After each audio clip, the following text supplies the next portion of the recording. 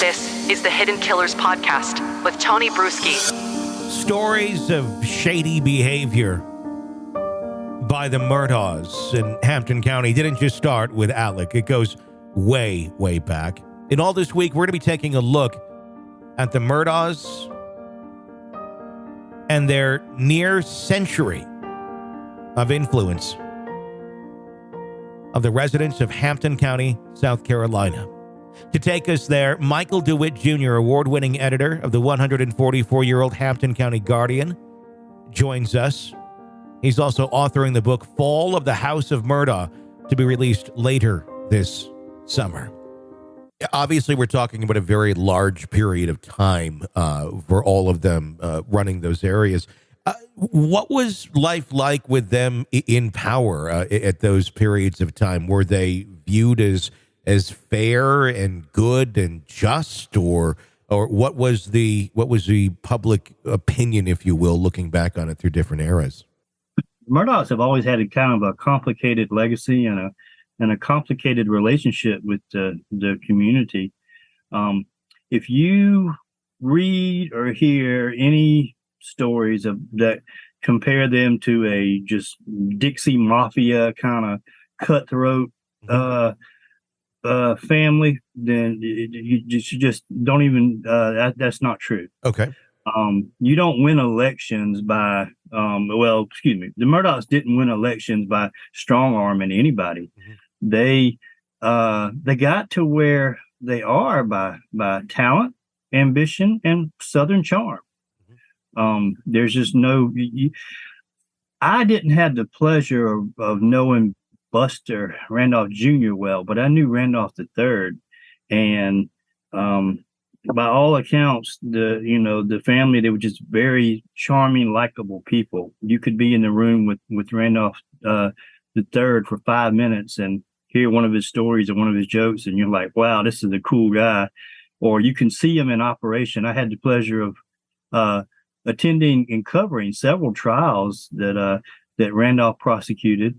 I sat in on a murder trial. In fact, the last murder trial I covered from start to finish before Alex's trial, his father, Randolph, was the prosecutor.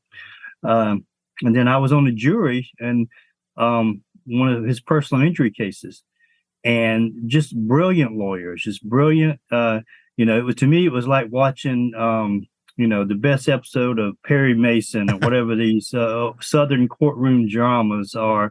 They just had a charisma. They knew how to work the voters and work the community. And there was some elements of fear, or maybe, but it was a fear mixed with respect. If you crossed them, you didn't have to necessarily worry about, they're going to find your body in a ditch somewhere. But you just knew that the Murdaughs were powerful and that you really had nothing to gain by crossing them, and who knows what you could lose. So mostly Southern charm mixed with a little healthy dose of power.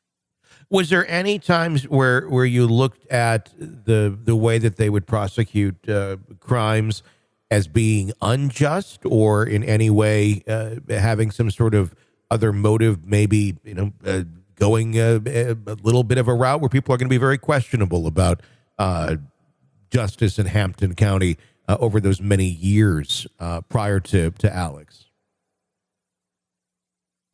The first Randolph Sr., he was more or less, by all accounts in the newspaper archives, he was more or less a straight arrow. Okay. He was in a time of the Great Depression. A lot of banks were going under. A lot of bankers were being prosecuted because they would do things like, they'd take money even though they knew the bank was broke. So he was a straight arrow. It didn't matter who you were. If your case came up, he would prosecute you. Is the kind of the impression I get from him. The real allegations of corruption come in the second generation. Randolph Murdaugh Jr., the guy they call Buster. He's kind of a short, stocky man. He gives you the vibe of a boss hog. Just kind of runs his town. And any injustice that might happen probably came before there was even a trial, you know. I don't think that they necessarily put away so many innocent people. I think it was maybe, especially with Buster, I think it was if you were connected, you knew him, maybe you had a few dollars to throw his way, you probably never saw the inside of a courtroom. Okay. Now in court, Buster got himself into a lot of predicaments. His son, Randolph III, he was fairly clean cut in the courtroom, but Buster would do things and say things. He would do anything to win a case. And when I talked about this Southern charm, Buster mixed Southern charm with, and his just smooth, he could win a jury over. But if that didn't work, he had ways of using fear tactics to win a jury or and win a case.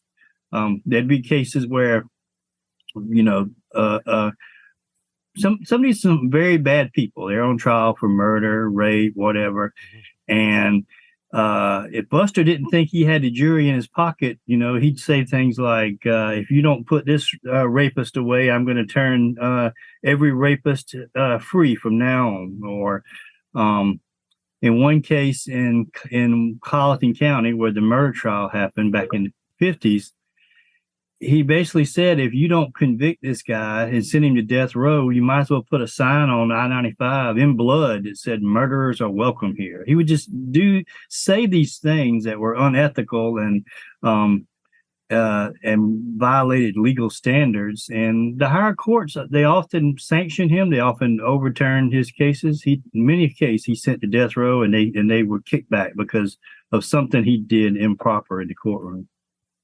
How did the community react to that? Where, granted, he gets the conviction that he wants through his tactics, but then they're kicked back as being viewed as not valid. But was the community aware that these sort of things were happening, that these things are being overturned and kicked back, or did they just pay more attention to what was happening at the then and now with current cases? Buster cared only about the conviction. Okay. Once he got that conviction, he didn't give a damn if they were. He never attended an execution. He sent 19 men, or claims to have sent 19 men to the electric chair, but he never attended an execution. He didn't care if they were put to death. He didn't care if it was kicked back and overturned. All he cared about was the conviction, and he bragged about his conviction rate when he was running for re-election. And I think that's what the people cared about. If you're the average working, voting citizen, and Buster says, hey, I'm just going to keep putting these bad guys away. I've got a 95% conviction rate, and you put me back in office. I'm gonna keep sending them to Columbia, keep on sending them to death row. And I think that's what the average citizen cared about. They didn't care about the plight of the accused, you know, whether they did it or not, whether they, if they were guilty, but their legal rights were violated in the courtroom. They didn't care about any of that. They cared that Buster was claimed to be keeping the streets safe. And people just ate it up because that's what you want. You want a safe community. However, sometimes when you have someone in there that's not the straightest arrow, you get from point A to point B in a very interesting way. When we're looking back at some of the claims that they make, you had just said that he bragged about sending 19 men to death row. We talked a little bit earlier about some of their lineage and claims there. Does the family have a history of lying or pushing the reality, the bounds of real truths?